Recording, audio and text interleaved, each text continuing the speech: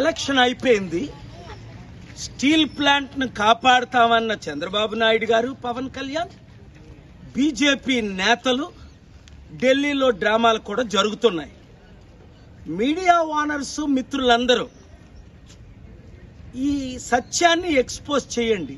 రేపే steel plant ప్రాపర్టీలు అమ్మేస్తామని జూలై 2 ఐటమ్ నెంబర్ 4 నేను ఆర్గ్యూ చేస్తున్నాను. అమ్మొద్దు అని స్టేటస్ కో తీసుకొచ్చాం. అప్పులుంటే తీర్చుతాం, లాస్లో ఉంటే నడిపిస్తాం.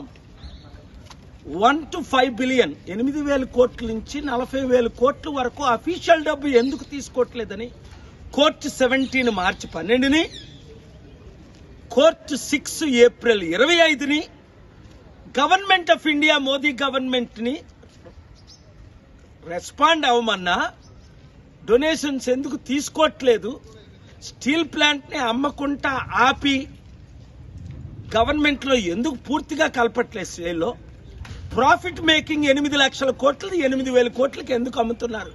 నా ఆర్గ్యుమెంట్స్ కి ఆంధ్రప్రదేశ్ హైకోర్టు అద్భుతంగా స్పందించింది. అయినప్పటికీ రేపు ఐటమ్ 4 లోపునే, అంటే ఉదయం 10:30-11 గంటల లోపునే జస్టిస్ ఇద్దరు కూడా న్యాయం చేసేటట్టు స్టీల్ ప్లాంట్ ప్రాపర్టీని అమ్మనివ్వము అన్న వారందరూ లక్షల మంది, విశాఖ ఉక్కు ఆంధ్రుల హక్కు, తెలుగువారి హక్కు అన్నవారు ప్రతి ఒక్కరు ఈ బటన్ క్లిక్ చేయండి.